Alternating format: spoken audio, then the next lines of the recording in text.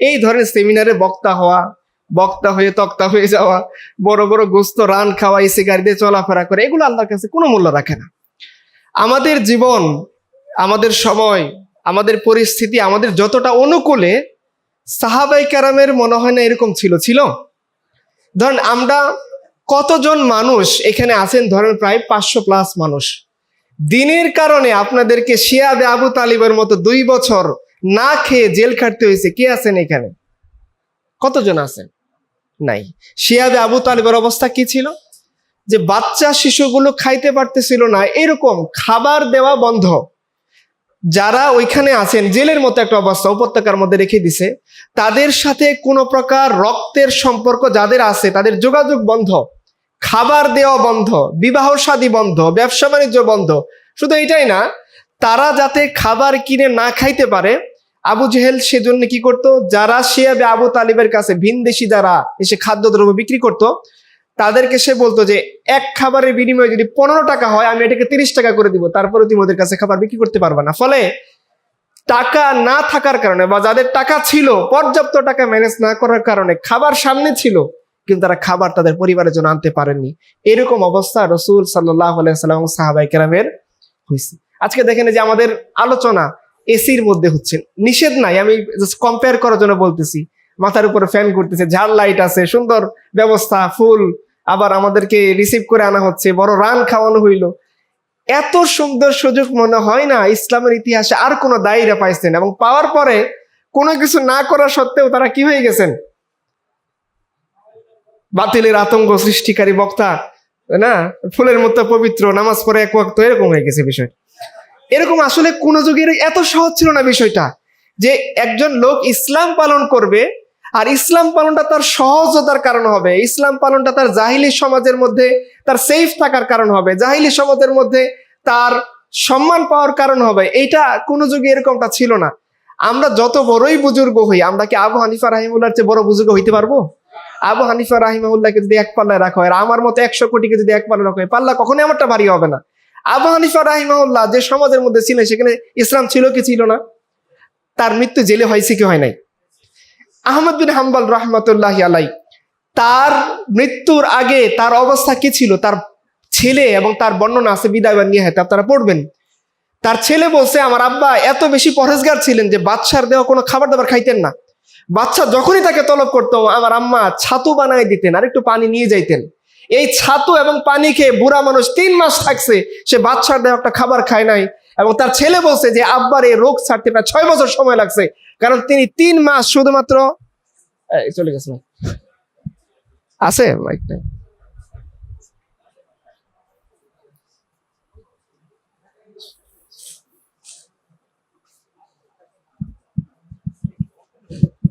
আছে আছে, চলে আসুন। ঠিক আছে, ঠিক আছে, আচ্ছা। তো ওনার ছেলে বলছেন যে আমার আব্বার এই রোগটা সারতে অনেক সময় লাগছে। আপনারা ইমাম মালিকের কথা শুনছেন, এগুলো সব ইসলাম সমাজে থাকা অবস্থার কাহিনী, না থাকা অবস্থার কাহিনী না। যে ইমাম মালিক রাহিমাহুল্লাহকে ফতোয়া দিতে বলছে মোতাবিয়া, তিনি দেন নাই, তো উটের পেছনে বেঁধে তাকে বাগদাদ পুরোটা ঘোরানো হয়েছে। ইমাম শাফি রাহিমাহুল্লাহ, তার হাত পিঠপোড়া করে বেঁধে রাখা হয়েছে। তো আমাদের ইমামরা যারা আমাদের আগে ছিলেন, তাদের অবস্থা কি ছিল? যখন সমাজে ইসলাম প্রতিষ্ঠিত ছিল, কিন্তু শাসকদের রক্তচক্ষুকে তারা ভয় পাননি, ইসলামের সঠিক কথাটা বলেছেন, তাদের উপর অত্যাচার এসেছে। আর আমরা তো এমন লাঞ্ছিত অপমানিত অবস্থায় আছি যে কালেমার জন্য আমরা বাঁচি, যে কালেমার জন্য মরি, সেই কালেমার পতাকা উড়াইলে আমাদেরকে জঙ্গি বলে। মানে ঠিক না? এটা খুব কষ্টের কথা ভাই, এটা ঠিক না বললেও ঠিক। আপনি চিন্তা করেন, আমরা বলি আমাদের দাবি আমরা মুসলমান, আমরা বলি আমরা 92% মুসলমান, আমরা বলি এখানে দাড়ি টুপি মসজিদ অনেক বেশি, আমরা গর্ব করে বলি ঢাকা মসজিদের শহর, আমরা গর্ব করে বলি দক্ষিণ এশিয়ার মধ্যে আমাদের দেশে মাদ্রাসার সংখ্যা অনেক বেশি, আমরা গর্ব করে বলি এদেশে আল্লাহু আকবরের সুরে সূর্য ওঠে সূর্য ডোবে। কিন্তু আপনি বলেন, যে আল্লাহু আকবরের সুরে সূর্য ওঠে, যে আল্লাহু আকবরের সুরে সূর্য ডোবে, সেই আল্লাহর কথাই জমিনে বলা যায়? সেই আল্লাহর সঠিক কথা যারা বলে, তারা কি নিরাপদে জীবনযাপন করতে পারে? যে সমস্ত উলামায়ে কেরাম দ্বীনে হকের কথা আমাদের সামনে প্রচার করে, দ্বীনে হকের কথা আমাদের সামনে বলে বেড়ায়, হালুয়া রুটির ভাগ চায় না, তাদের জীবন কি নিরাপদে থাকে? তাদের বাচ্চারা তাদের লাশের সামনে বসে কাঁদে, কেউ দেখতে যায় না। তারা জেলের মধ্যে পচে গলে মরে থাকে, কেউ দেখতে যায় না। তাদের অবস্থা জেলের ঘানি টানতে টানতে একেবারে হাতের মধ্যে কড়া পড়ে যায়। আপনারা দেখেছেন বড় বড় ওলামায়ে কেরাম যারা না সন্ত্রাসী কর্মকাণ্ড করছে, না কাউকে ধর্ষণ করছে, না কারো ক্ষেতের আইল ধাক্কা দিয়ে দখল করে ফেলছে, এদের গলায় ডান্ডা বেরি পরানো হয়েছে না? কিন্তু আপনারা দেখেন বড় বড় সন্ত্রাসী টপমোস যারা এক রাতের মধ্যে 2000 কোটি টাকার পাথর গিলে খাইছে, তাদেরকে কি ধরা হয়েছে?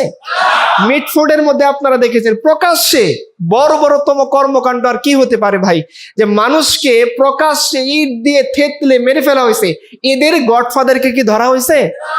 যে আলেম আপনাদের আমাদের বোনকে, যে এই বোন কিন্তু আবার মানে ইসলামী সংগঠনের বোন না, ছাত্র দল করতো এরকম একজনের ওয়াইফ, তাকে যে ধর্ষণ করছে সেই আলেপের 1 বছরে কোনো বিচার হয়েছে? হয় নাই। জিয়াউল আহসান নামে একজন ভদ্রলোক ছিল, না অভদ্রলোক, সে 1020 জনের বেশি মানুষকে এত কাছ থেকে শুট করছে। প্রসিকিউটর তাজুল ইসলাম সাহেব বলতেছিলেন যে সে কাছ থেকে শুট করতে এই জন্যে যে যখন মানুষকে মারার পরে তার মাথা থেকে মগজ বের হয়ে শরীরে লাগতো, আর মগজের উৎসতা তাকে শান্তি দিতে, এই জন্য সে খুব কাছ থেকে মানুষকে শুট করতো। এই লোকটার কি 1 বছরের কোনো বিচার হয়েছে? একটা মানুষের বিচার করার জন্য কি 1 বছর সময় লাগে চিহ্নিত অপরাধী? যারা আপনার সমাজের মধ্যে চিহ্নিত, এটা সেকুলাররাও একমত, এটা ইসলামিক দৃষ্টিকোণে দরকার নেই। আপনি ইসলাম মানেন না, ঠিক আছে, আপনি ইসলামটা সাইড করে রাখেন। সেকুলার দৃষ্টিকোণ থেকেও যে জিনিসগুলো অপরাধ, এই ধরনের অপরাধে যারা অপরাধী, যে কিছুদিন আগে আপনারা দেখেছেন ভোলার সম্ভবত ঘটনা, চাঁদা দেয়নি, চাঁদা না দেওয়ার কারণে তার স্বামীকে উলঙ্গ করে তার ওয়াইফকে 9 জন মিলে ধর্ষণ করে সেই ভিডিও ছেড়ে দিছে না? বিচার হয়েছে? এখনো পর্যন্ত হয় নাই। আপনার সমাজ, যে সমাজ দাবি করে আমরা ইসলামের সিলসিলা উত্তরাধিকার তুরাসের অনুসারী, যারা হুট করে গজে ওঠা কোনো পেঁয়াজের মতো আলোর মতো না, তারা যুগ যুগ ধরে একটা ঐতিহ্য, একটা মানহাজ, একটা আদর্শ, একটা দিন ধারণকারী, যে দিন মুহাম্মদ আরবি সাল্লাল্লাহু আলাইহি সাল্লাম থেকে ক্রমান্বয়ে এই সিলসিলাটা আমরা অনুসরণ করি, সেই দিনের 92% মুসলমান অনুসারী থাকা সত্ত্বেও সে ছাত্রদল করুক, ছাত্রলীগ করুক, জামাতে ইসলাম করুক, যে করুক, একজন ঘরের বেটিকে ধর্ষণ করে তার ভিডিও ছেড়ে দেওয়া কোনো মাযহাবে কি জায়েজ আছে? এইটা করার পর আমাদের সমাজে কোনো বিচার আছে? তাহলে আমাদের এই কথা বলা কি সাজে যে আমরা 92% মুসলমান? 92% মুসলমান দিয়ে আপনি কি করবেন? যে 92% মুসলমান আলিফের হাত থেকে তার বোনকে রক্ষা করতে পারে না, যে 92% মুসলমান চাঁদাবাদের হাত থেকে তার বোনকে রক্ষা করতে পারে না, যে 92% মুসলমানের দেশে আলেম উলামারা দিনে হক্কার বলার কারণে তাদেরকে গুম করে রাখা হয়, খুন করে ফেলা হয়, কাছ থেকে শুট করা হয়, তার থেকে ডান্ডা বেরি পরিয়ে দেওয়া হয়, সেই 92% সংখ্যা বলতে তো আমাদের একটু লজ্জা থাকা উচিত।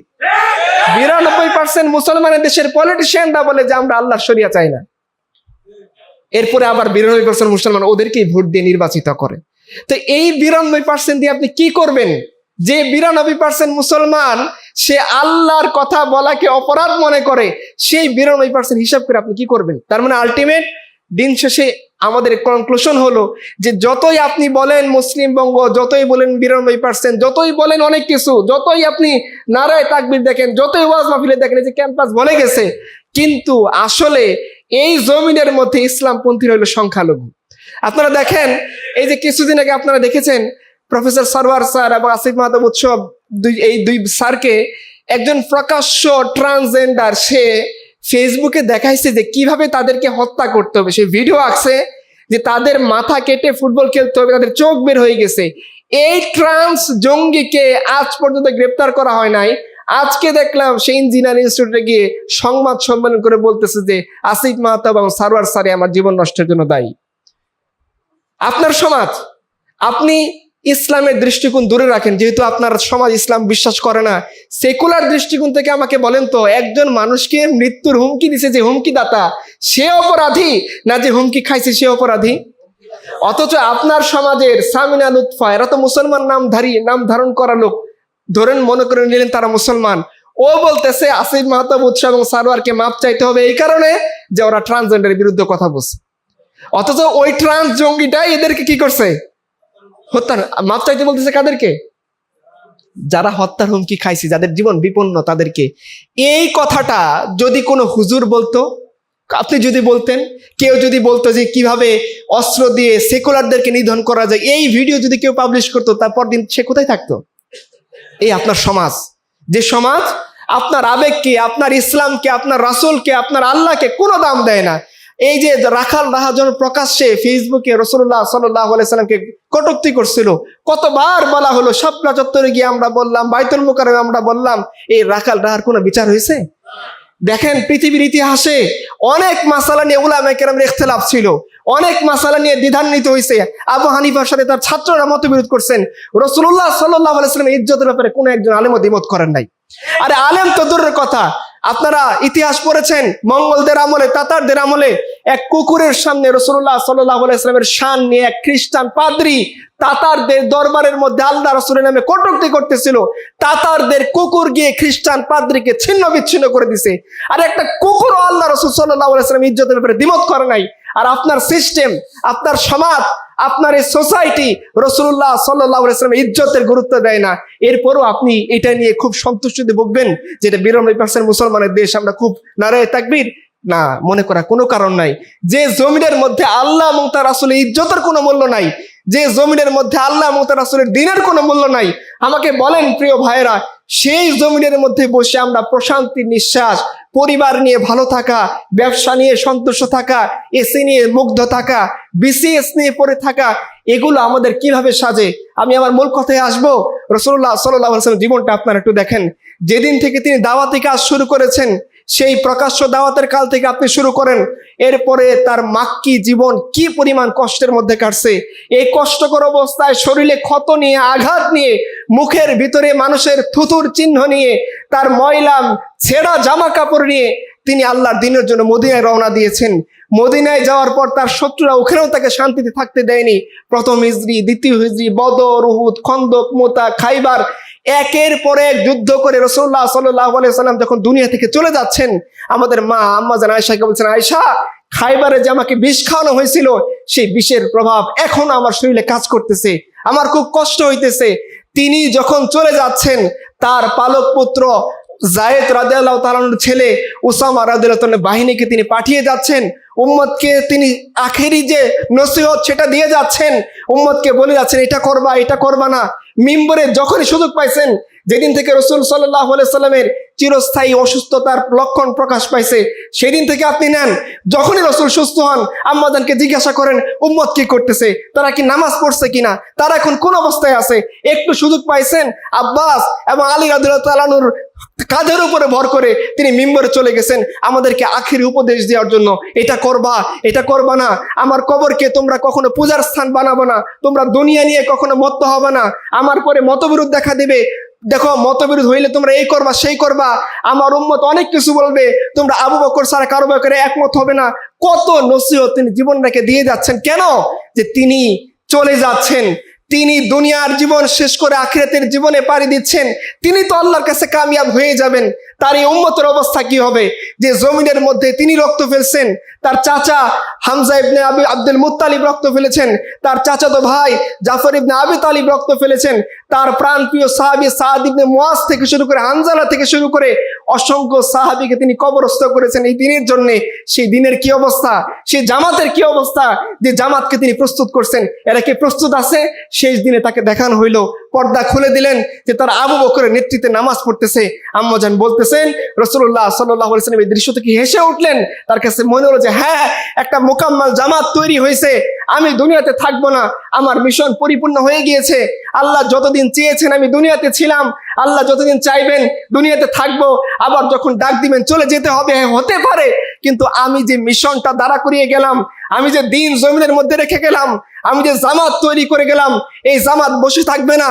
তারা লোক থেকে লোকান্তরে, প্রজন্ম থেকে প্রজন্মান্তরে, দেশ থেকে দেশান্তরে, সমুদ্রের ওই পার থেকে ওই কোনায়, আফ্রিকা থেকে নিয়ে সিসিলি, ইউরোপ পর্যন্ত, বঙ্গ পর্যন্ত, হিন্দুস্তান পর্যন্ত, প্রত্যেকটা জায়গায় আল্লাহর দ্বীনের জন্যে, আল্লাহর দ্বীনের ঝান্ডার জন্যে, কালেমার জন্যে, রসুলের ইজ্জত, তার নামুসের জন্যে, আল্লাহর ইজ্জত রক্ষা করার জন্যে এরা ছড়িয়ে পড়বে।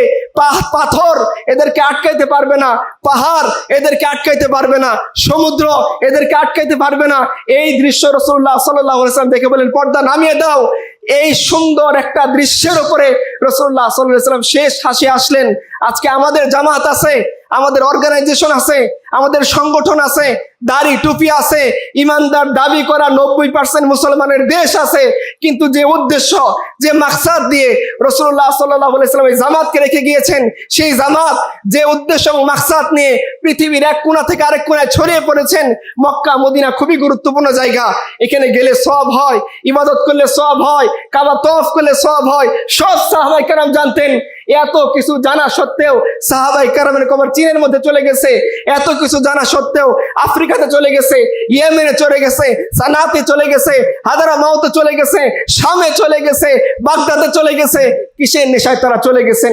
যে ফিকির, যে মানহাজ, যে দিন আল্লাহ রাসূল সাল্লাল্লাহু আলাইহি ওয়াসাল্লাম তাদেরকে দিয়ে গিয়েছেন, তারা মনে করতেন যে এই দিন নিয়ে শুধুমাত্র ব্যক্তি পর্যায়ে বসে থাকলে আমার দায়িত্ব, আমার রেসপন্সিবিলিটি, আমার জিম্মাদারি আদায় হবে না। এজন্য রাসূল আমাকে দিন শিখান নাই, এজন্য আল্লাহ কালেমা দেন নাই। কালেমার মানে এটা না যে আমি কালেমাও পড়বো, দিনও কবুল করব, রসুলের কথাও বলবো, আবার কি মিষ্টি মিষ্টি হালুয়া রুটি খাবো, শাসকের ভাগ নিব, জালিমের জুলুমকে মেনে নিয়ে তার জুলুমকে আমি স্বীকৃতি দিব, কুফফারদের নিজামকে স্বীকৃতি দেব, তাগুতের নিজামকে স্বীকৃতি দেব, শয়তানের নিজামকে স্বীকৃতি দিব, আর আমি মনে করবো আমি ভালোই আছি, কারণ সংখ্যায় তো আমরা অনেক বেশি।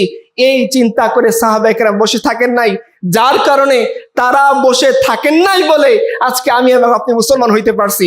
তারা বসে থাকেন নাই বলে আজকে আমার এবং আপনার মধ্যে দিন আসছে। যে বঙ্গের আলোচনা আপনারা আমাকে করতে বলছেন, সেই বঙ্গ মুসলিম বঙ্গ হয়েছে, সেই বঙ্গের মানুষ মুসলমান হয়েছে এই সাহাবায়ে কেরামের ফিকিরের কারণে, সাহাবায়ে কেরাম এগিয়ে যাওয়ার কারণে। চীনের বাদশা ইয়াজদির গড়ের কাছ থেকে তাকে লেটার লেখা হয়েছে যে এমন একদল জামাত আসছে আমাকে আক্রমণ করার জন্য, তাদেরকে আমি কোনোভাবে পরাস্ত করতে পারতেছি না। বিদায় ওয়ান নিহায়াতে হাফেজ ইবনে কাসির লিখছেন, ইয়াজদিগর যখন চীনের সম্রাটকে চিঠি লিখছে যে তুমি আমাকে কিছু ফোর্স পাঠাও, আমি একা মোকাবেলা করতে পারতেছি না। এমন একদল জামাত আমার সামনে হাজির হয়েছে যারা শুকনো রুটি খায়, দেহ জীর্ণ শীর্ণ, পোশাক ও তুচ্ছ তাচ্ছিল্য করার মতো, অস্ত্র খুব ভারী না, গাধা ঘোড়া এগুলা খুব বেশি সবল না, কিন্তু তারা যখন রওনা হয় জমিন তাদেরকে রাস্তা করে দেয়, তারা যখন রওনা হয় পাহাড় তাদেরকে রাস্তা করে দেয়, তারা যখন রওনা হয় জলপথ তাদেরকে রাস্তা করে দেয়। পৃথিবীর কোনো শক্তি টিকাইতে পারতেছে না, একটু ফোর্স পাঠাও। আমি লাস্ট চেষ্টা করে দেখি। চীন সম্রাট চিঠি লিখছে, তাদের বৈশিষ্ট্য আমাকে বর্ণনা করো। বলছে তারা যখন দুনিয়াতে দিনের বেলায় যুদ্ধ করে এক একজন বাজ পাখির মতো জীবনের মায়াকে ত্যাগ করে সামনের দিকে এগিয়ে যায়। শত্রুর হাতে কি অস্ত্র এইটা তারা দেখে না, শত্রু ভারী অস্ত্র নিছে, তার হাতে হালকা অস্ত্র, এই চিন্তা সে করে না। সে নিজের তাকতের দিকে তাকায় না, এক আল্লাহর উপর ভরসা করে, রহমানের উপর ভরসা করে, রব্বে যুল জালালি ওয়াল ইকরামের উপর ভরসা করে এক একজন বাজ পাখির মতো যুদ্ধের ময়দানে অবতীর্ণ হয়। এই মহান মানুষগুলো, এই মহান বীরগুলো যারা দিনের বেলায় কোনো মাখলুকের তোয়াক্কা করে না, আমি যখন রাতের বেলায় আমরা দেখি আর এক একজন জায়নামাজের মধ্যে দাঁড়িয়ে বাচ্চা শিশুর মতো কাঁদতে থাকে, সেই রহমানের সামনে তারা আত্মসমর্পণ করে যে আল্লাহ তোমার শক্তি ছাড়া আর কোনো শক্তি নাই, তোমার তাকত ছাড়া তাকত দেনেওয়ালা কেউ নাই, তুমি ছাড়া আমাদের উপর রহম কান্ডওয়ালা কেউ নাই, তুমি ছাড়া বিজয় দান করার কেউ নাই। এই দৃশ্য আমরা দেখি। আর কি বলছে, তাদের শাহজাদা যদি অপরাধ করে তারা সমান বিচার করে, তাদের সেনাপতি মাটিতে বসে খায়, তাদের সাধারণ সেনা মাটিতে বসে খায়, তাদের মধ্যে ইনসানিয়াতের দিক থেকে কোনো পার্থক্য নাই। একমাত্র তাকওয়া ছাড়া তারা একজন অপরজনকে কোনো পাত্তা দেয় না।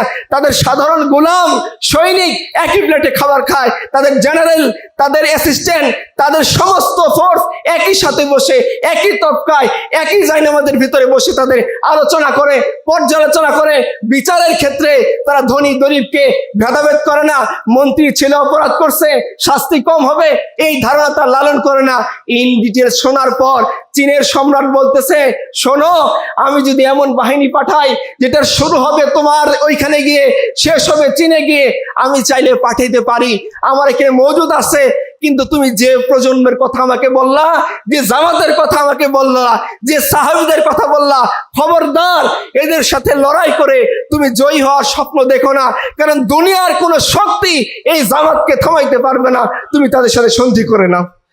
আমরা তো এরকম একটা জামাতের দাঁড়ান ভাই, আমরা এরকম একটা জামাতের অনুসারী ছিলাম যাদেরকে পৃথিবীর কোনো শক্তি থামাইতে পারে নাই, যাদের পৃথিবীর মধ্যে আমাদের সাহাবে কেরাম বলছেন, সাহাবীরা বলছেন যে উম্মতে মুহাম্মদীকে আল্লাহ তাআলা এমন শক্তি দিয়েছেন যে শক্তির বলে সাদ ইবনে আবি ওয়াক্কাস ঘোড়া চালিয়ে দিয়েছেন পানির উপরে। আপনারা সাফওয়ানা রাদিয়াল্লাহু আনহার কাহিনী শুনেছেন, হাফেজ ইবনে কাসির বিদায় ওয়ান নিহায়াতে লিখছেন, তিনি সামনে হাঁটতে হাঁটতে বাঘ আসছে, বাঘকে তিনি বলতেছেন আমাকে চেনো, তুমি কে? আমি বলছি আমি রাসূলুল্লাহ সাল্লাল্লাহু আলাইহি ওয়াসাল্লামের সাহাবী।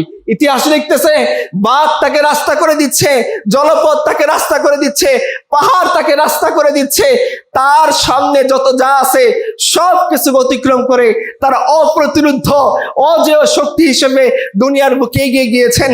আপনারা রোমান এম্পায়ার হিস্ট্রি পড়েন, পার্সিয়ান এম্পায়ার হিস্ট্রি পড়েন, সাসানি সাম্রাজ্যের হিস্ট্রি পড়েন, সাফাভিদ এম্পায়ার হিস্ট্রি পড়েন, কোনো হিস্ট্রিতে আপনারা পাবেন না এত কম সংখ্যক মানুষ পৃথিবীর মধ্যে এত দ্রুত ছড়িয়ে পড়েছে। সে আরব থেকে শুরু, আপনি আফ্রিকাতে যান, সেই আপনি ইয়েমেনে যান, সিরিয়াতে যান, সিসিলিতে যান, বঙ্গতে আসেন, কত দূরত্ব, এখানে তারা ইসলাম নিয়ে ছড়িয়ে পড়ছে। কেন? ওয়াক্তে ফুরসত হে কাহা কাম আভি বাকি হ্যায় নূরে তাওহীদ কা ইতমাম আভি বাকি হ্যায়। কোথায় আমার রেস্ট নেওয়ার সময়, কোথায় আমি ব্যবসা নিয়ে মত্ত থাকবো, কোথায় আমার জীবনটা বিশেষের বিষয়ে ব্যয় করার সময়? এখনো আল্লাহর দিন, রবের দিন, জিম্মাদারি রয়ে গিয়েছে। পৃথিবীর আনাচে কানাচে দিনের বাণী ছড়িয়ে দেওয়ার দায়িত্ব আমাদের রয়ে গিয়েছে। সেই দায়িত্ব নিয়ে তারা বঙ্গপ্রদেশে আসছেন, সাহাবায়ে কেরামের অনুসারীরা আসছেন, তাবেঈরা আসছেন, তাবেঈরা আসছেন, আরব থেকে লোক আসছেন, এসে দেখেছেন যে এই জমিনের মধ্যে এমন একদল জন্তু জানোয়ারের মতো মানুষ বসবাস করে যারা ইনসানিয়তের ধার ধারে না, যাদের মধ্যে মানুষ বলে কোনো কিছু নাই। ব্রাহ্মণ তারা সোসাইটির আপার লেভেলে বসবাস করে, ক্ষত্রিয়, শূদ্র, অন্তজ, দলিত নামে যারা আছে তাদের সামাজিক কোনো মর্যাদা নাই, কোনো ক্লাস নাই, কোনো অধিকার নাই, না শিখতে পারে, না বলতে পারে, না বামুনের এলাকা দিয়ে হাঁটতে পারে, না বামুন যেখানে পড়ায় সেখানে সে তার সন্তানকে পড়াইতে পারে, না সে বেদ পড়তে পারে, না গীতা পড়তে পারে, না ধর্ম শিখতে পারে, না দুনিয়া শিখতে পারে। তার একমাত্র দায়িত্ব হচ্ছে বামুনের খাদেম হওয়া, তার গোলামি করা, বামুনের কথা মতো চলা। সে না তার সামাজিক কোনো অধিকার আছে, না রাষ্ট্রীয় কোনো অধিকার আছে, না কোনো মর্যাদা আছে। এই অবস্থার মধ্যে আমাদের পূর্বসূরীরা তাদেরকে পেয়েছেন, তারা এই সমস্ত অমানুষদেরকে ধরে ধরে মানুষ করেছেন। মানুষের পূজা বাদ দিয়ে মানুষ জন্তু জানোয়ারের পূজা, ব্যাঙের পূজা, সাপের পূজা, পদ্ম ফুলের পূজা, 33 কোটি দেবতার পূজা তারা করতেছিল। তাদেরকে তারা সভ্যতা শিখাইছেন। তারা পোশাক পরতে জানতো না, বুকের উপর অংশ খোলা রাখতো।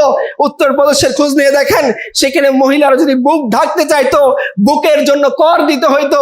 কোন দলিত মেয়ে যদি ব্রাহ্মণের সামনে দিয়ে হেঁটে যাইতো তাকে শাস্তি দেওয়া হইতো। যে নদীতে ব্রাহ্মণরা গোসল করে সেইখানে যদি কোনো শূদ্র গোসল করত তাকে ধরে পিটানো হইতো, কেন তুই এই নদীর পানিকে নোংরা করেছিস। কোনো ব্রাহ্মণ যদি হেঁটে যাইতো তার শরীরে যদি কোনো শূদ্রের ছোঁয়া লাগতো, ব্রাহ্মণ নিজেকে অপবিত্র মনে করে এই শূদ্রকে শাস্তি দিত। শিক্ষা, দীক্ষা, প্রযুক্তি, জ্ঞান, সমাজ, সভ্যতা কোথাও এই সমস্ত মানুষদের অবস্থান ছিল না। যখন আমাদের পূর্বসূরি এখানে ঢুকেছেন তারা শিখিয়েছেন, দেখো মানুষের মধ্যে বাহ্যিক কারণে কোনো পার্থক্য হইতে পারে না। তোমার সম্পদ বেশি হতে পারে, তোমার জ্ঞান বেশি, হ্যাঁ হতে পারে, তুমি ব্রাহ্মণ হইতে পারো বাইবন, কিন্তু তোমার ব্রাহ্মণত্বের কারণে তুমি ব্রাহ্মণ এই কারণে তোমার থেকে সূর্যের পার্থক্য হইতে পারে না। মানুষের মধ্যে আল্লাহ তাআলা পার্থক্যের মাপকাঠি একটাই দিয়েছেন, তাকওয়া। যদি কেউ তাকওয়ার অনুসারী হয়, তাকওয়াবান হয়, সে ব্রাহ্মণের ছেলে হোক, সে শূদ্রের ছেলে হোক, সে অন্তজ হোক, সে দলিত হোক, সে মুচি হোক, সে হোক মেথর, একজন মেথর ইসলামের দৃষ্টিতে যদি তাকওয়াবান হয় সে ব্রাহ্মণের চেয়ে উন্নত। একজন সুইপার যে মার কাজ হলো রাস্তার পরিষ্কার পরিচ্ছন্নতা বজায় রাখা, এই সুইপার যদি তাকওয়াবান হয় সেও আল্লাহর কাছে সম্মানিত। তারা মানুষকে এই তালিম দিয়েছেন, এই শিক্ষা দিয়েছেন। এই হিন্দুস্তান পোশাক পরা জানতো না, পোশাক পরা শিখাইছেন। এই হিন্দুস্তান নারীর অধিকার জানতো না, নারীর অধিকার শিখাইছেন। এই হিন্দুস্তান ইনসানিয়াত জানতো না, তাদেরকে ইনসানিয়াত শিখাইছেন। আইন কানুন সব বর্বরতা দিয়ে ভরপুর ছিল। বামুন ছাড়া আর কারোর জন্য আপিল করার অনুমতি ছিল না। বামুন যত অপরাধ করুক সেই অপরাধের বিরুদ্ধে কথা বলার মতো কোনো ল ছিল না। মনুর বিধানের মধ্যে নারীদেরকে অন্তর্জ করে রাখা হয়েছে, মনুর বিধানের মধ্যে শুদ্ধদেরকে অন্তর্জ করে রাখা হয়েছে, মনুর বিধানের মধ্যে লোয়ার ক্লাস যারা ছিল তাদের সমস্ত সামাজিক মর্যাদা কেড়ে নেওয়া হয়েছে। ওনারা বলেছেন মনুর বিধান মানুষের বানানো, মানুষ বানিয়েছে এই লুজগুলা মানুষকে স্বাধীন করার জন্য। শোনো, আমাদের পূর্বপুরুষ রিবি ইবনে আমের বলে গেছেন, এই যে দিন আমরা তোমাদের এখানে নিয়ে আসছি, এই দিনের উদ্দেশ্য মানুষকে মানুষের গোলামি করানো না, মানুষকে মানুষের রব বানানো না, মানুষের উপর মানুষের কর্তৃত্ব চালু করার জন্য না। একটাই উদ্দেশ্য, মানুষকে মানুষের গোলামি থেকে ছাড়ানো, মানুষকে জুলুমের ধর্ম থেকে, খ্রিস্ট ধর্মের জুলুম, হিন্দু ধর্মের জুলুম, বুদ্ধ ধর্মের জুলুম, বাতিল মতাদর্শ, পুঁজিবাদের জুলুম, সমাজতন্ত্রের জুলুম, সমস্ত জুলুম থেকে মুক্ত করে ন্যায় এবং ইনসাফের দিন আল ইসলামের দিকে নিয়ে আসা। শোনো, আমাদের টার্গেট কি? তোমাদের উপর অত্যাচার করব না, অত্যাচার করে না। বামুনরা তোমাদের টাকা খায়, বামুনরা তোমাদের থেকে ট্যাক্স নেয়, বামুনরা তোমাদের সম্পদের উপরে খারাজ বসায়, কর বসায়, বিনিময়ে তোমাদের কোনো নিরাপত্তা দেয় না। তোমরা আমাদের দিন কবুল করো, আমাদের সভ্যতার ভিতরে আসো, আমরা এমন দিন তোমাদের কাছে নিয়ে আসছি, তোমরা তোমাদের সম্পদ থেকে আমাদেরকে ট্যাক্স দিবা, জিজিয়া দিবা, বিনিময়ে আমরা তোমার নিরাপত্তা দিব। তোমার কোনো বেটির দিকে বামুন চোখ তুলে তাকাইতে পারবে না। তোমার কোনো বেটি যদি বুকের উপর কাপড় দিতে চায়, এর জন্য কাউকে ট্যাক্স দেওয়া লাগবে না। তুমি যদি মূর্তি পূজা না করতে চাও, তোমাকে কেউ বাধ্য করতে পারবে না। তুমি ভুলে পড়াশোনা করে ফেলছো, তোমার কানের চোখে সীসা গলে দিচ্ছে, এরকম বর্বরতা থাকবে না। আমরা নিরাপত্তা দিব। ইতিহাসের কিতাবের দিকে তাকান, হিন্দুদের কিতাব পড়েন, বৌদ্ধদের কিতাব পড়েন, বামুনদের লেখা কিতাব পড়েন। যখন আমাদের পূর্বপুরুষরা এই জমিনের ভিতরে ঢুকতেছিল, তাদের ঢুকার সাথে সাথে বৌদ্ধ থেকে শুরু করে, অন্তত থেকে শুরু করে, শূদ্র থেকে শুরু করে লাইন ধরে দাঁড়িয়ে গেছে যে হ্যাঁ, তোমরা আমাদের ত্রাণকর্তা, তোমরা আমাদের মসিহ, তোমরা আমাদের বাঁচানেওয়ালা, তোমাদের জন্যই তো আমরা অপেক্ষা করতেছিলাম। যে বর্বরতা, অশ্লীলতা, সহিংসতার মধ্যে আমাদের জীবন পার হচ্ছিল। মানবাধিকার নাই, নারীর অধিকার নাই, শিশুর অধিকার নাই, স্তন ঢাকার অধিকার নাই, শিক্ষার অধিকার নাই, অর্থনৈতিক অধিকার নাই। সমস্ত অধিকারের কথা তোমরা আমাদেরকে শুনিয়েছো। নাও, তোমরা আমাদের শাসক হও। তাদেরকে শাসনের দায়িত্ব দেওয়া হয়েছে। তারা কি শুধুমাত্র বুক বিলাসের মধ্যে জীবনযাপন করছেন? সুফিয়ানে কেরামদের জীবনী পড়েন, ফকিরদের জীবনী পড়েন, উলামায়ে কেরামের জীবনী পড়েন, দেখবেন তারা পৃথিবীর আনাচে কানাচ থেকে এসে বাংলার আনাচে কানাচে ছড়িয়ে পড়েছেন, জঙ্গলের ভিতরে গিয়ে দিন প্রচার করেছেন। বন মানুষ বলে যাদেরকে তাড়িয়ে রাখা হয়েছিল, তাদের উপর দিন প্রচার করেছেন। পূর্ববঙ্গে এসেছেন, পশ্চিমবঙ্গে গিয়েছেন, বাগেরহাটে গিয়েছেন, সিলেটে গিয়েছেন, চতুর্দিকে তারা ছড়িয়ে পড়েছেন। এবং যেখানেই তারা বাতিলের মুখোমুখি হয়েছেন, জুলুমের মুখোমুখি হয়েছেন, সেই জুলুমের বেলা একটু শব্দ না করে চুপ করে বসে থাকেননি। বাবা আদম শহীদের কাহিনী পড়েন, শাহজালালের কাহিনী পড়েন, শাহজামালের কাহিনী পড়েন, তিতুমিরের কাহিনী পড়েন, সাইয়েদ মিন নিসার আলীর কাহিনী পড়েন, হাজী শরীয়তুল্লাহর কাহিনী পড়েন, তার ছেলে দুদু মিয়ার কাহিনী পড়েন, তার অনুসারী নয়া মিয়ার কাহিনী পড়েন, বাদশাহ মিয়ার কাহিনী পড়েন। যেখানে তারা গিয়েছেন, যেখানে মানুষকে মানুষের গোলামি করতে দেখছেন, যেখানে মানুষকে অন্যায়ের ভিতরে শাসিত হইতে দেখছেন, যেখানে মানুষকে দেখছেন যে দাড়ি রাখলে কর দিতে হয়, গরু জবাই করলে তাকে হত্যা করে ফেলা হয়, এই সমস্ত জুলুমের মোকাবেলায় তারা দাঁড়িয়েছেন। সংখ্যা বেশি ছিল না, বাবা আদম শহীদের সংখ্যা বেশি ছিল না, শাহজালালের সংখ্যা বেশি ছিল না, শাহজামালের সংখ্যা বেশি ছিল না। শরীয়ত আন্দোলনে 90% মানুষ অংশ নেয় নাই। কিন্তু ওনারা যখন দাঁড়িয়েছেন, পৃথিবীর বাতিলদের মসনদগুলো থরথর করে কাঁপতে বাধ্য হয়েছে। ইংরেজ ওরিয়েন্টালিস্টরা, উইলিয়াম অ্যাডাম থেকে শুরু করে নিয়ে আরো যত ইংরেজ অফিসিয়াল ছিল, তারা বলতে বাধ্য হয়েছে যে এই মুসলমান আমাদের কেমন নাগারে চুবানি খাওয়াচ্ছে যে তাদেরকে আমরা থামাইতে পারতেছি না। দ্য ইন্ডিয়ান মুসলমান কিতাব পড়বেন, উইলিয়াম হান্টারের লেখা। সে বলতেছে সাইয়েদ আহমদ শহীদ নামক এক মৌলবী গোটা হিন্দুস্তানের ব্রিটিশ সাম্রাজ্যকে কাঁপিয়ে দিয়েছে। এক মৌলবী দাঁড়িয়ে গিয়েছিল, আবার ইতিহাস রিপিট হয়। আপনি আরেক মৌলবীর কাহিনী দেখেন, একজন নারীকে ধর্ষণ করতেছিল, সেই মৌলবী ক্লাস নিতেছিলেন। তিনি যখন দেখছেন তার কওমের উপর আঘাত আসছে, তার কওমের নারীর উপর, ইজ্জতের উপর আঘাত আসছে, ছাত্রদিনে মুভমেন্ট শুরু করছেন যে না, এটা হইতে পারে না, মোল্লারা জীবিত থাকবে, ইমানদাররা জীবিত থাকবে, তাদের চোখের সামনে কোনো নারীকে বেগানা পুরুষরা ধর্ষণ করে চলে যাবে, হইতে পারে না। মুভমেন্ট শুরু করেছেন একজন মোল্লা যাকে পৃথিবী গুরুত্ব দেয় না, একজন মোল্লা যাকে পৃথিবী ব্যাকডেটেড মনে করে, একজন মোল্লা যাকে পৃথিবীর সামনের সারিতে বসতে দেয় না। আজকে দেখেন সেই মোল্লার বড় বড় সন্তানরা পৃথিবীর বুকে বুকে কালেমার পতাকা উড়াচ্ছে। এই মোল্লার সন্তানরা পৃথিবীর বুকের মধ্যে এমন একটা ভূখণ্ড কায়েম করছে যেখানে তার বউরা নিরাপদ, বেটিরা নিরাপদ, বাচ্চারা নিরাপদ, তার রিক্সাওয়ালা নিরাপদ, তার সুইপার নিরাপদ। সমাজের অন্তত শ্রেণীরা টাকা নিয়ে রাস্তায় খালি হাতে বের হইতে ভয় পায় না, এমন সমাজ কায়েম করেছেন। এটা ওই তামান্না থেকে, যে তামান্না থেকে পূর্বপুরুষরা, আমাদের পূর্বপুরুষরা এই বংকে হাদরত বং বানিয়েছেন, পবিত্র বং বানিয়েছেন, পুণ্যভূমি বাংলা বানিয়েছেন। জীবনের রক্তকে সিঞ্চন করে দিয়ে, পরিবারকে কুরবানি করে দিয়ে, ঘাম এক সাগর রক্তের বিনিময়ে সেই ইতিহাস, সেই কাহিনী, সেই মানহাজ, সেই মাযহাব আমরা ভুলে গিয়েছি। আজকে আমাদের মধ্যে যে পরিমাণ দুনিয়া নিয়ে কামড়া কামড়ি, যে পরিমাণ মাযহাবি গোলামি নিয়ে কামড়া কামড়ি, দলীয় জিনিস নিয়ে কামড়া কামড়ি, এটা আমাদের পূর্বপুরুষদের মধ্যে ছিল না। একটাই তামান্না ছিল, তুমি যে মাযহাবের হও, যে দিনের হও, যে দলের হও, এক কালেমার নিচে আসো, এক দিনের নিচে আসো, এক আল্লাহর রহমতের ছায়ার নিচে আসো, এক নবীজির কালেমা পড়ো। একই সফে খড়ে হো গে महमूद व अयास, ना कोई बंदा रहा और ना कोई बंदा नवाज, बंदा वो साहिब मोहताज गनी सभी एक हुए, तेरे दरबार में पहुंचे तो सभी एक हुए। দাঁড়িয়ে গিয়েছেন সম্রাট মাহমুদ, দাঁড়িয়ে গিয়েছেন তার গোলাম আয়াস। কেউ কারোর সাথে মতবিরোধ করেন নাই। তুমিও আল্লাহর গোলাম, আমার সামনে দাঁড়িয়ে সেজদা, আমার পাশে দাঁড়িয়ে সেজদা দাও। আমিও আল্লাহর গোলাম, আমিও তোমার পাশে দাঁড়িয়ে সেজদা দিব। এই দৃশ্যগুলো যখন অন্তত শ্রেণীর মানুষরা দেখেছে, শূদ্ররা দেখেছে, ওই সমস্ত নিম্ন শ্রেণীর বৌদ্ধরা দেখেছে, যাদের মাতৃভাষায় কথা বলার জন্য জিহ্বা কেটে দেওয়া হইতো, যাদের বাংলা সাহিত্য চর্চা করার জন্য পিটিয়ে নেপালে পাঠিয়ে দেওয়া হয়েছিল, যাদের বাংলা ভাষায় কথা বলার কারণে সমাজে কোনো অধিকার ছিল না, এরা যখন দেখছে, এরা আবার কারা? যারা এসে বলে যে আল্লাহ তাআলা ভাষা নিয়ে কোনো পার্থক্য করেন নাই, তোমাকে মাতৃভাষায় কথা বলতে দিয়েছেন, বলো মাতৃভাষায় কথা বলা কোনো অন্যায় না, মাতৃভাষায় সাহিত্য লেখা কোনো অন্যায় না।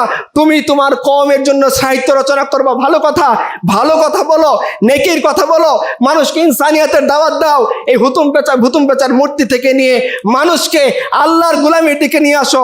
টাকা লাগলে নাও, তোমরা লিখো। এসে তারা কি করছেন? এই ক্ষুদ্র অন্তজ নিম্ন শ্রেণীর মানুষদের জন্য বলছেন এডুকেশনের জন্য কোনো ফি দিতে হবে না, বরঞ্চ উল্টা প্রত্যেকটা ছাত্রের জন্য আমরা টাকা পয়সার ব্যবস্থা করে দিব। ওয়াকফ ফান্ডের ব্যবস্থা করে দিয়েছেন, লাখরা সম্পত্তির ব্যবস্থা করে দিয়েছেন, মাদাদি মাসের ব্যবস্থা করে দিয়েছেন, যে প্রত্যেকটা ছাত্র, প্রত্যেকটা শিক্ষক, প্রত্যেকটা জ্ঞানী ইন্টেলেকচুয়াল যাতে তার ফান্ডিং এর জন্য কারো দিকে হাত না পাতা লাগে, সেই ব্যবস্থা তারা করে দিয়েছেন। কোনো মাদ্রাসা শিক্ষা প্রতিষ্ঠানের সাথে বাজার থাকলে বাজারকে অক্ষ করে দিয়েছেন।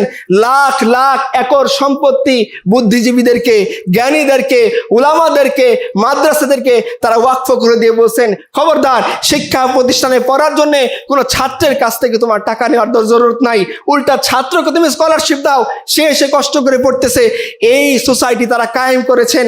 দিনকে দিন তাদের পরিশ্রম, তাদের মেহনত, তাদের কুরবানি আল্লাহ এমনভাবে কবুল করেছেন যে এই বঙ্গ নামক ছোট্ট ভূখণ্ড থেকে এমন সুন্দর কাপড় বের হয়েছে, যেটাকে আপনারা মসলিন নামে চেনেন।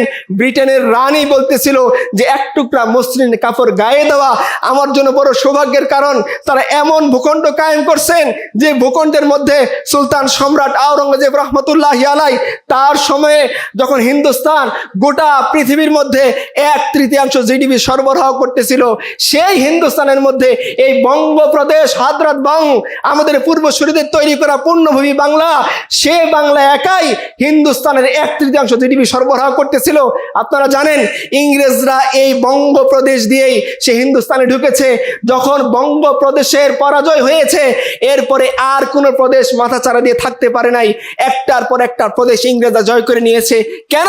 কারণ গোটা হিন্দুস্তানের মধ্যে সবচেয়ে সমৃদ্ধশালী এলাকা ছিল এই বঙ্গপ্রদেশ, যেটা আমাদের পূর্বসূরীরা সেই সাহাবায়ে কেরাম অনুসারীরা, তাবে ছাত্ররা, উলামায়ে কেরামরা যারা শামাইলের ময়দানে রক্ত দিয়ে, যারা সৈয়দ আহমদ শহীদের সাথে রক্ত দিয়ে, যারা শাহ আব্দুল আজিজের সাথে দাঁড়িয়ে, যারা আহমদ শাহ আবদালির সাথে দাঁড়িয়ে এই জুলুম থেকে, অন্যায় থেকে, অবিচার থেকে এই ভূখণ্ডকে রক্ষা করার জন্য দাঁড়িয়ে গিয়েছেন। পৃথিবীর ইতিহাস আপনি পড়েন আর বাংলাদেশের ইতিহাস আপনি পড়েন, যখনই কোনো আপনি সংগ্রাম দেখবেন মুসলমান এগিয়ে যায়। যখনই বাতিলের বিরুদ্ধে বড় কুরবানি দেখবেন, মুসলমানরা এগিয়ে যায়। আমরা বলি মুসলমানরা সবচেয়ে বেশি খারাপ সময়ের মধ্যে আছে। হ্যাঁ, কথা ঠিক, কিন্তু আপনি কোথাও পাবেন না যে মুসলমানদের মাথা থেকে থেকে পর্নোগ্রাফির ব্যবসা বের হয়েছে, মুসলমানদের মাথা থেকে ট্রান্সজেন্ডার মতবাদ বের হয়েছে, মুসলমানদের মাথা থেকে সমকামিতা মতবাদকে জায়েজ করার জন্য, পৃথিবীর বুকে ইনভেস্ট করার জন্য কোন ধরনের মুভমেন্ট আরম্ভ হয়েছে। মুসলমান এত খারাপ হয় নাই, কারণ কি? তার পূর্বপুরুষের আইডিওলজি তার সামনে আছে, সে বুঝতে পারে হক এবং বাতিল কোনটা, সে বুঝতে পারে সত্য এবং মিথ্যা কোনটা, সে বুঝতে পারে দিনের আলোর সাথে রাতের কি পার্থক্য। এইটা তাদের শিক্ষা ছিল। আজকে আমরা শিক্ষারই এমন অবস্থার মধ্যে আসছি, বলি 90% মুসলমানের দেশ, 90% মুসলমানের দেশে প্রথম আলো ডেইলি স্টার রিপোর্ট করে পাশের বাড়ির ভাবির দিকে না তাকালে জঙ্গি, 5 ওয়াক্ত নামাজ পড়লে তুমি জঙ্গি, তুমি যদি সঠিক ইসলামের কথা বলো তুমি জঙ্গি, তুমি যদি ফান্ডামেন্টাল ইসলামের রাইটস এর কথা বলো তুমি মৌলবাদী, তুমি যদি বলো রাসূলুল্লাহ সাল্লাল্লাহু আলাইহি ওয়াসাল্লাম তলোয়ারের নবী, রাসূলুল্লাহ সাল্লাল্লাহু আলাইহি ওয়াসাল্লাম যুদ্ধের নবী, তুমি জঙ্গি। তুমি যদি বলো আল্লাহর জমিন, আল্লাহর বিধান, আল্লাহর বান্দা, এই আল্লাহর দেওয়া আকাশ বাতাসের মধ্যে আল্লাহর কথাই চলবে, আল্লাহর জিকির চলবে, আলা বিযিকরিল্লাহি আকবার, যে আল্লাহর জিকির থাকবে সর্বশ্রেষ্ঠ, আল্লাহর রসুল থাকবেন সবার উপরে, রসুলের সুন্নাহ থাকবে সবার উপরে, এই কথা যদি তুমি বলো তুমি অপরাধী, তুমি জঙ্গি, তুমি মৌলবাদী, তুমি খারাপ, তুমি সন্ত্রাসী। এরপরও যদি আমরা খুব তৃপ্তির সহকারে ঢোক বলতে থাকি, পূর্বসূরীদের কাহিনী শুধু শুনে যাই, তারা এই করছেন, তারা সিল্ক বানাইছেন, তারা আখ প্রক্রিয়াজাতকরণ কেন্দ্র বানাইছেন এই বাংলাদেশে, জাহাজ নির্মাণ শিল্প বানাইছেন এই বাংলাদেশে, অর্থনৈতিক সমৃদ্ধি, শেরশাহ সূরির কাহিনী আপনারা পড়েছেন, গ্র্যান্ড ট্রাঙ্ক রোড বানাইছেন, ঢাকার সোনারগাঁ থেকে কান্দাহার পর্যন্ত বিশাল রোড তিনি বানিয়েছেন, সালতানাতে মুগলিয়ার মধ্যে সুলতান সম্রাট আওরঙ্গজেব হস্তি বাহিনী বানিয়েছেন, হিন্দুদের পরাজিত করেছেন, দলিতদের অধিকার দিয়েছেন, মন্দিরে পূজা করার জন্য ব্যবস্থা করে দিয়েছেন দলিতদেরকে। সেই ইতিহাস যদি আমরা পড়ে শুধু মনে করি যে না অনেক কিছু তো হয়েছে, অনেক কাজ করে গিয়েছেন, অনেক আন্দোলন, উলামায়ে কেরাম অনেক খেদমত, কিন্তু আমরা কি করেছি এই প্রশ্ন আমাদের করতে হবে না? আমাদের রক্ত কোথায়, কোথায় আমাদের কুরবানি, কোথায় আমাদের দিন নিয়ে চিন্তা ভাবনা?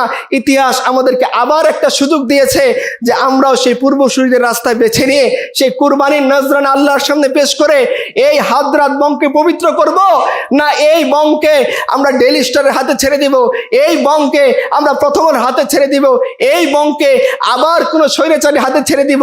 এটা আমাদের চিন্তা করা দরকার। দেখেন আপনারা 24-এর আন্দোলন সবাই দেখেছেন, 24-এর আন্দোলনে যারা জীবন দিয়েছে সমস্ত মুসলমান শহীদ হয়েছে, তার মধ্যে অবশ্যই আপনার আবু সাঈদের কথা বলবেন। আবু সাঈদ রহমতুল্লাহি আলাইহির পোস্টগুলো এখনো আছে, তার ফেসবুক ওয়ালটা একটু ঘুরে আসবেন। আবু সাঈদ যে শহীদ হইল জালিমের মোকাবেলায়, নিজের বুক পেতে দিয়ে 24-এর আন্দোলনকে সামনের দিকে নিয়ে গেল, তার শাহাদাতের পর এই আন্দোলন আগুনের মতো বিস্ফোরিত হয়ে ঢাকার প্রত্যেকটা প্রান্তে ছড়িয়ে পড়ল। এই আবু সাঈদ প্রেরণা লাভ করছিল কার কাছ থেকে? সেই আপনাদের পূর্বসূরীদের দেওয়া আইডিওলজি থেকেই। দেখেন শহীদদের শেষ দিনগুলো, এই বইটা পড়েন, শহীদদের যারা মারা গিয়েছেন প্রত্যেকেই বলতেছেন মার কাছে গিয়ে আম্মা আমি যাচ্ছি জালিমের বিরুদ্ধে লড়াই করার জন্যে, আমি যাচ্ছি মুসলিমের অধিকার আদায় করার জন্যে, আমি যাচ্ছি কারণ আমার সহপাঠীকে হত্যা করা হয়েছে এর প্রতিশোধ নেওয়ার জন্যে, আমি যাচ্ছি কারণ আমার বোনকে অত্যাচার করা হয়েছে, পুলিশ নিপীড়ন করে গাল ফাটিয়ে দিয়েছে, এই অধিকার আদায়ের জন্যে। প্রত্যেকের স্পিরিট, প্রত্যেকের চেতনার জন্যে মশাল কোত্থেকে নিচ্ছেন? ইসলাম থেকে। প্রত্যেকেই শাহাদাতের স্পিরিট কোত্থেকে নিচ্ছেন? ইসলামের কাছ থেকে। এবার আন্দোলন যখন চূড়ান্ত পর্যায়ে গেল, ফাহাম আব্দুল সালামের মতো সেকুলারও বলতেছে আপনারা আল্লাহর নাম নিয়ে নামেন, আল্লাহর উপর ভরসা করে নামেন, শহীদ হওয়ার জন্য নামেন। আল্লাহর উপরে ভরসা ইসলামের শব্দ, শহীদ হয়ে যাওয়া ইসলামের শব্দ, আল্লাহর উপরে তাওয়াক্কুল করে জুলুমের বিরুদ্ধে দাঁড়ানো ইসলামের স্পিরিট। এই স্পিরিট নিয়েই তারা এই আন্দোলন করেছেন। আমি বলতেছি না জুলাইয়ের স্পিরিট ইসলাম ছিল, কিন্তু জুলাইয়ের জন্য যারা জীবন দিয়েছে তারা এই স্পিরিটটা ইসলাম থেকেই ধার করেছিল। জীবন দিয়ে যে অমর হওয়া যায় এটা ইসলামের শিক্ষা। জীবন দিয়ে যে সবুজ পাখি হয়ে আরশের চারিদিকে ঘোরাফেরা করা যায় এটা ইসলামের শিক্ষা। জীবন দিয়ে শহীদ হওয়াটা আল্লাহর কাছে সবচেয়ে মর্যাদাবান একটা মৃত্যু, এটা ইসলামের শিক্ষা। আর কোনো মানুষ আফসোস করবে না দুনিয়াতে আসার জন্যে। শহীদরা যাওয়ার পরেই বলতেছেন জাবির ইবনে আব্দুল্লাহর পিতা আব্দুল্লাহ রাদিয়াল্লাহু আনহু মারা গিয়েছেন, উহুদের যুদ্ধে শহীদ হয়েছেন। জাবির রাদিয়াল্লাহু আনহু খুব মন নিয়ে কষ্ট নিয়ে বসে আছেন, তার পিতার অনেক ঋণ, তার অনেক বোন, তিনি কষ্ট পাইতেছেন।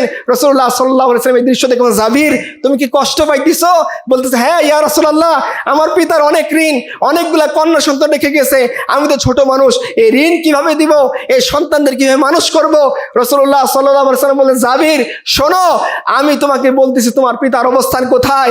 শোনো জাবির, প্রত্যেকটা মানুষের সাথে আল্লাহ পর্দার আড়ালে কথা বলেন, আর তোমার পিতার সাথে আল্লাহ সরাসরি কথা বলেছেন। তিনি জানতে চেয়েছেন, আল্লাহ তুমি আমাকে দুনিয়াতে পাঠাও। বলছে, বান্দা এটা পসিবল না। কেন?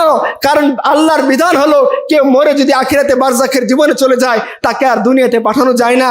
আব্দুল্লাহ বলতেছেন, হে আল্লাহ, তাহলে আমার একটা আরজি আছে, তোমার কাছে আমার একটা অনুরোধ, কাকুতি আছে। কি বান্দা?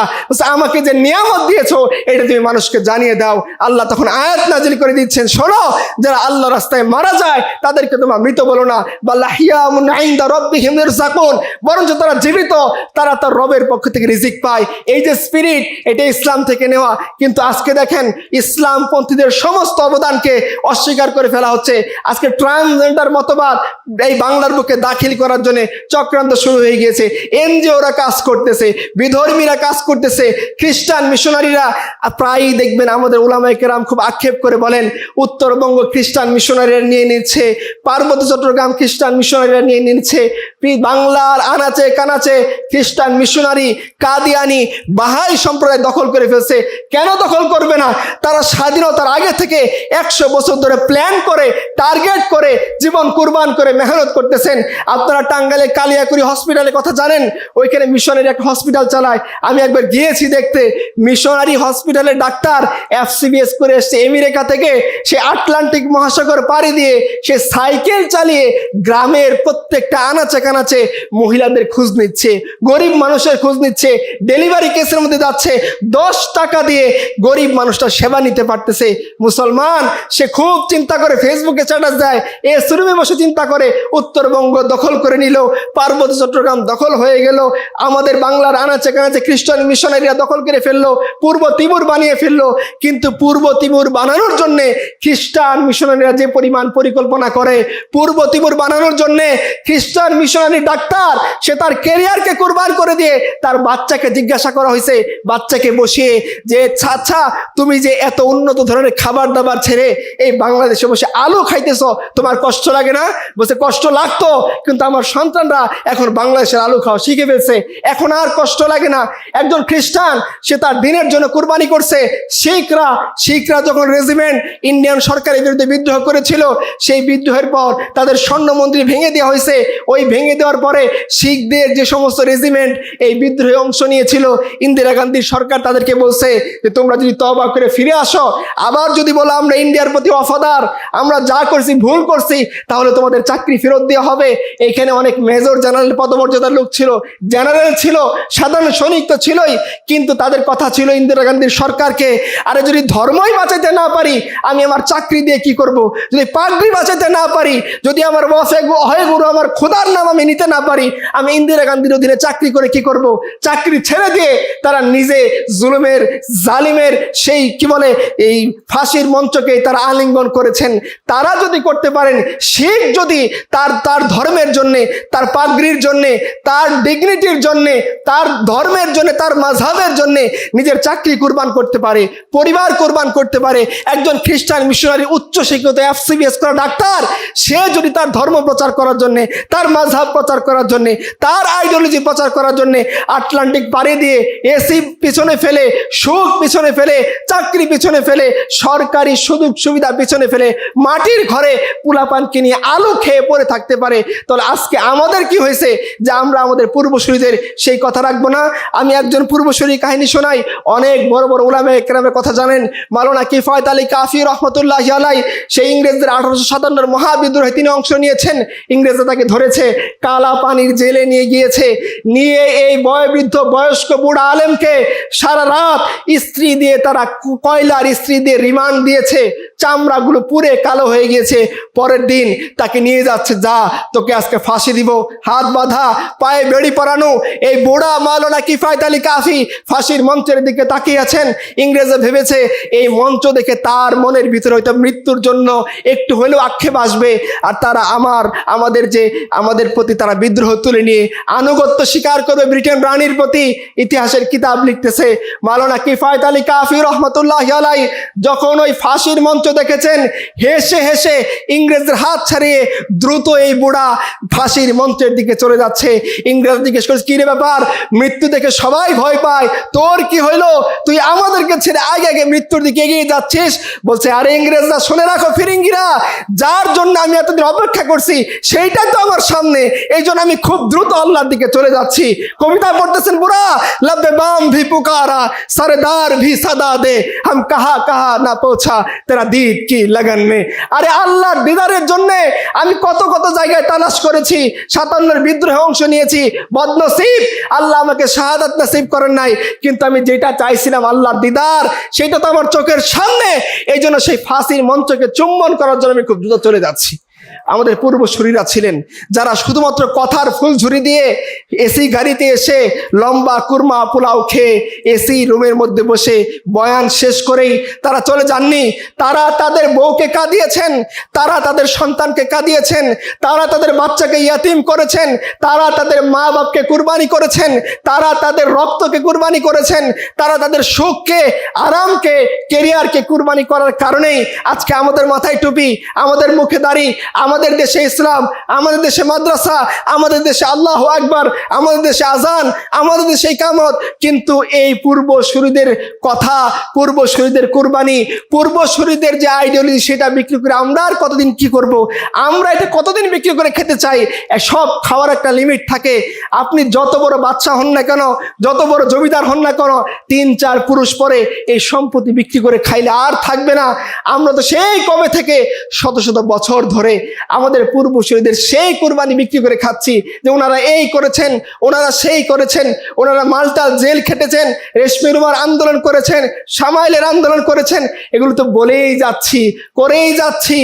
আর কত আমরা কারা, আমরা কি করেছি আল্লাহর দিনের জন্য? ইন্ডিভিজুয়াল যদি একটু হিসাব নেই যে আমাদের কিছু করার, আসলে আমরা কিছুই করতে পারিনি। আমরা না কুরবানি করতে পেরেছি দিনের জন্য, না বাতিলের মোকাবেলায় দাঁড়াইতে পারছি, না বলতে পারছি। ইরানের সাথে অনেক মতবিরোধ আপনি করেন, কিন্তু ইরানরা যখন বিদ্রোহ করেছে শাহদের সরকারের বিরুদ্ধে, 1 সাগর রক্ত তারা তাদের দিনের জন্য, তাদের মাযহাবের জন্য দিয়ে ইরানের মধ্যে আজকে তারা শিয়াইজম কায়েম করেছে।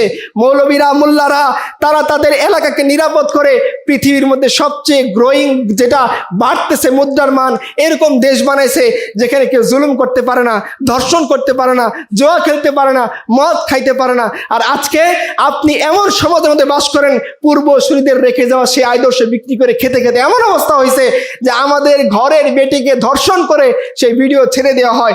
আমাদের সামনে সমাজ এতটা পশুর পর্যায়ে গেছে, প্রকাশ্যে রাস্তার মধ্যে ইট দিয়ে থেতলে মানুষ মেরে ফেলা হয়। চাঁদা না দেওয়ার কারণে তার বাচ্চাকে 7 টুকরো করে বাপের কাছে ব্যাগ ভরে ফেরত পাঠানো হয়। এত অনিরাপদ সমাজের মধ্যে আপনি আমি বসবাস করতেছি। এই জিল্লতি দিয়ে কি করবেন? মনে রাখিয়েন যে আপনার নিশ্চুপ থাকাটা জালিমের জুলুম থেকে আপনাকে মুক্ত দিবে না। জালিমকে যদি আপনি বড় হতে দেন, সে এমন উদ্ধত হবে, আপনি মনে করিয়েন না যে আপনি ডেমোক্রেটিক পদ্ধতিতে যুক্ত হবেন, জালিম আপনাকে ছেড়ে দিবে না। যতক্ষণ আপনি ইসলাম না ছাড়বেন, আল্লাহ বলতেছেন, ওয়ালান তারদা আনকাল ইয়াহুদা ওয়ালান নাসারা হাত্তা তাত্তাবিআ মিল্লাতাহুম, যতক্ষণ তোমরা তোমাদের দিন না ছাড়বা, তোমরা মনে করিও না বিধর্মীরা তোমাদের প্রতি সন্তুষ্ট হয়ে যাবে। যতক্ষণ ইসলামের লেবাস আছে, যতক্ষণ ইসলামের লেভেল আছে, যতক্ষণ আপনি নামাজ পড়তেছেন, তারা আপনার প্রতি সন্তুষ্ট হবে না। এই জন্য আমাদের কথা একটাই, আমাদের দাবি একটাই, আমাদের আপনাদের প্রতি আর্জি একটাই। আমাদের পূর্বসূরীরা যে পথ ধরে, যে আন্দোলন সংগ্রামের মধ্য দিয়ে, যে কষ্ট, যে পেরেশানির মধ্য দিয়ে, যে কুরবানির মধ্য দিয়ে আমাদের এই ভূখণ্ডে আল্লাহর দিনকে রেখে গিয়েছেন আমানত হিসেবে আমাদের কাছে, আমরা যাতে সেই আমানতটা আদায় করি। আল্লাহ তাআলা কুরআন কারীমের মধ্যে বলতেছেন যে দেখো, আমি এই আমানতটা পাহাড়ের কাছে পেশ করেছিলাম, পাহাড়ের কাছে, আকাশের কাছে, জমিনের কাছে পেশ করেছিলাম, কিন্তু তারা ভীত হয়েছে। আমি মানুষের কাছে পেশ করেছি, মানুষ এটা গ্রহণ করেছে, কিন্তু দেখো মানুষ অতিশয় জালিম, অতিশয় অজ্ঞ। কারণ কি? যে আল্লাহ সুবহানাহু ওয়া তাআলা চিন্তা করেন, যখন পাহাড়ের কাছে নিয়ামত পেশ করলেন, পাহাড় ক্ষমতাধর, জমিন আমাদের চেয়ে ক্ষমতাধর, তারা কেউ এই নিয়ামত নেওয়ার, এই ওয়াদা হামালাতুত তাওহীদ, তাওহীদের ঝান্ডা নেওয়ার মতো সাহস তারা করে নাই। আমরা সাহস করে নিয়েছিলাম। এটাই কি আমাদের ওয়াফাদারি? এটাই কি আমাদের বিশ্বস্ততা? এটাই কি সেই ওয়াদার নমুনা যে যখন বলা হবে সেই হামালাতুত তাওহীদের জন্য, সেই দ্বীনের জন্য, সেই ইসলামের জন্য, সেই ওয়াদার জন্য যেটা তোমরা রুহের জগতে তোমাদের রবের সাথে করে এসছো, সেই ওয়াদার একটা নমুনা, সেটার বাস্তবায়ন, সেটার কুরবানি তোমরা পেশ করো। তখন বলবো না ভাই, আমার তো বিশেষ পরীক্ষা আছে, আমি যদি কাজ করতে যাই আমার চাকরিটা তো চলে যাবে, আমি যদি কাজ করি আমার নামেও একটা মামলা হবে। এইভাবে কাপুরুষের মতো পিছিয়ে যাব। আর 92% মুসলমান, 90% মুসলমান, এই করেছি সেই করেছি, অতগুলো আজান হচ্ছে, অতগুলো সেমিনার হচ্ছে, সেমিনারের সিট বুকিং হয়ে যাচ্ছে, এই কথাগুলো আমাদেরকে আমাদের এই জিল্লতিকর অবস্থা থেকে মুক্তি দেবে না যতদিন পর্যন্ত আমরা না উপলব্ধি করব যে আমরা গায়রতমান উম্মাহ। এই উম্মাহকে আল্লাহ তাআলা অন্য কোনো কওমের অধীনে শাসিত হওয়ার জন্য দুনিয়াতে পাঠান নাই। ইসলামকে আল্লাহ সুবহানাহু ওয়া তাআলা কারো আন্ডারে চলার জন্য পাঠান নাই। ইসলামকে জমিনের মধ্যে লাঞ্ছিত করার জন্য আল্লাহ তাআলা পাঠান নাই। জমিনের মধ্যে ইসলামই থাকবে সবার উপরে, জমিনের মধ্যে আল্লাহর গোলামরা থাকবে সবার উপরে, আলেম উলামা পীর মাশায়েখরা থাকবেন সবার উপরে। আজকে আপনাদের সমাজের মধ্যে দুই কলম ইসলাম সম্পর্কে জানে না, এরকম বুদ্ধিজীবীরাও ইসলাম নিয়ে আজকে ফতোয়া দেয়, এরকম বুদ্ধিজীবীরাও ইসলাম বিরোধী মতবাদের পক্ষে সাফাই গায়। প্রথম আলো তাদের পক্ষে, ডেইলি স্টার তাদের পক্ষে, তাগুতি শক্তি তাদের পক্ষে, হিন্দুস্তান তাদের পক্ষে, তাদের আব্বু আমেরিকা তাদের পক্ষে। এত কিছুর পরেও আজকে দেখেন তারা তাদের রেজিমকে টিকিয়ে রাখতে পারেনি। আমাদের ইতিহাসের সবচেয়ে জালিম রেজিম, অল্প কিছু মানুষের কুরবানির দ্বারা এই রেজিম চলে গিয়ে ইন্ডিয়াতে আশ্রয় নিয়েছে। আজকে যদি এই ছেলেগুলো কুরবানি না দিত, আমাদের জুলুম আরো কত লম্বা হইতো কে জানে। এখান থেকেও আমাদের শিক্ষা, সাহস করে কিছু মানুষ যদি না দাঁড়ায়, তারা যদি উলামায়ে কেরামের কাছে না আসে, তাদের ডাকে না সাড়া দেয়, তাহলে সেই তাওহীদের যে আমানত আল্লাহর কাছ থেকে আমি আপনি নিয়ে আসছি, সেটা আমরা কি বলবো, কি বলে আল্লাহর কাছে জবাব দিব যে আল্লাহ সেই তাওহীদের সেই ওয়াদা যে করে আসলাম, রুহের জগতে যে ওয়াদা করলাম, সেই ওয়াদার জন্য এই করেছি, সেই জবাবটা আমাদের কি হবে ভাই? হয়তো জবাব দেওয়ার মতো আর কোনো রাস্তা বাকি থাকবে না। তার চেয়ে এটাই ভালো যে আল্লাহ জীবন তো তুমি দিয়েছো, যৌবন তুমি দিয়েছো, হায়াত তুমি দিয়েছো, মেধাও তুমি দিয়েছো, আমার এই সমস্ত কিছু তোমার সেই ওয়াদা পালন করার জন্য আমি বিলীন করে দিব। এটাই পূর্বসূরীদের দেখানো পথ। এই পথে কষ্ট আছে, এই পথে হাহাকার আছে, এই পথে কোরবানি আছে, এই পথে ওয়াইফকে বিধবা করার মতো সবক আছে, এই পথে সন্তানকে ইয়াতিম বানানোর সবক আছে, এই পথে মাকে সন্তান হারা করার মতো দৃশ্য আমাদের সামনে মজুদ আছে। দেখে বুঝে শুনে এটা মেনে নিতে হবে। এক আবু সাইদ, সে যখন গুলির সামনে বুক পেতে দিল, সে জানতো দুশ্মন তার বুককে ঝাঁঝরা করে দিবে, সে জানতো তার শরীর এফর ওফর হয়ে বুলেট বের হয়ে যাবে, সে জানতো এই জালিম বলবে নো ট্রিটমেন্ট নো রিলিজ, এই কথা সে বলবে। তারপরেও সে সাহসিকতা দেখিয়ে জালিমের বুলেটের সামনে নিজের বুক পেতে দিয়েছিল। সেই আবু সাইদের সেই আন্দোলন বিস্ফোরিত হয়ে জালিমের পুরো রেজিমকে খান করে দিয়েছিল। আমাদের জন্য আরো সুন্দর উদাহরণ রয়েছে আসহাবুল উখদুদের ঘটনা। এক ইমানদার দাঁড়িয়ে গেছে জালিম রেজিমের মোকাবেলায়, তাকে হত্যা করে ফেলা হয়েছে। সেই হত্যার পরে জালিম রেজিম আর টিকে থাকতে পারে নাই, তারা সমস্ত ইমানদারকে পোড়ানোর পরেও সেই ইমানদারদের আগুনে পুরো জালিম রেজিম খান হয়ে গিয়েছে, সারখার হয়ে গিয়েছে। এটা আমাদেরও শিক্ষা, আমাদের নেওয়ার জন্য, তালিম নেওয়ার জন্য উপযুক্ত জায়গা, যেটা আল্লাহ কোরআনে আমাদের জন্য বয়ান করেছেন।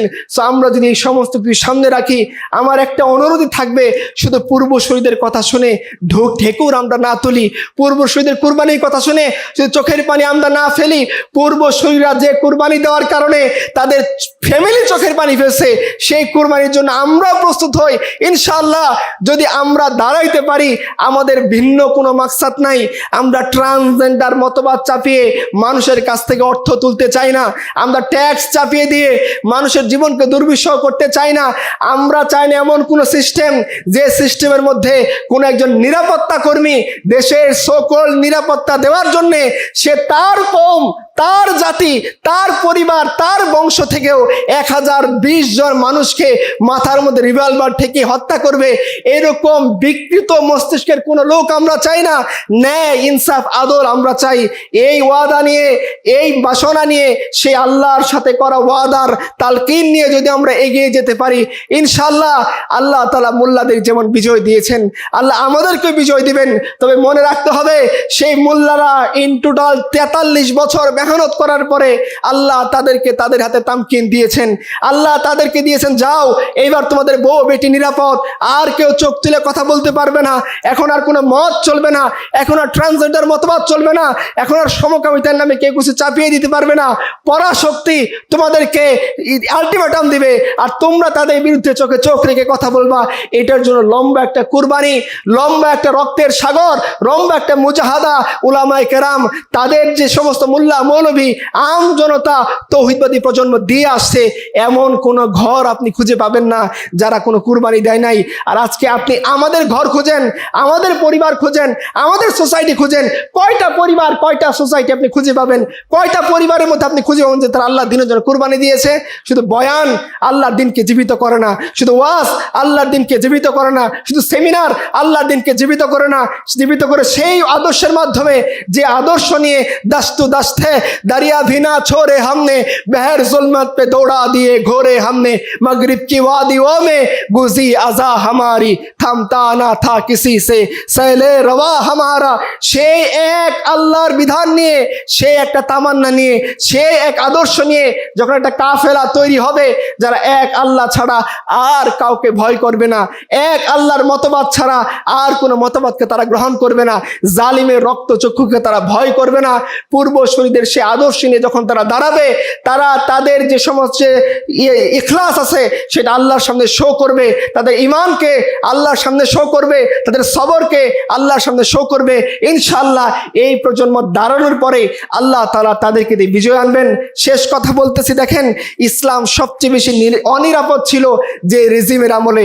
এই মানুষগুলোর দিকে প্রত্যেকেই তাকান, এরা তৈরি হয়েছে সেই রেজিমের আমলে। প্রিয় ভাইরা, এটা ইসলামের শক্তি। কোন জালিমের জুলুম, কোন কারো রক্তচক্ষু, কোন আব্বু, কোন পরাশক্তি এই ইসলামকে টিকিয়ে রাখতে পারবে না।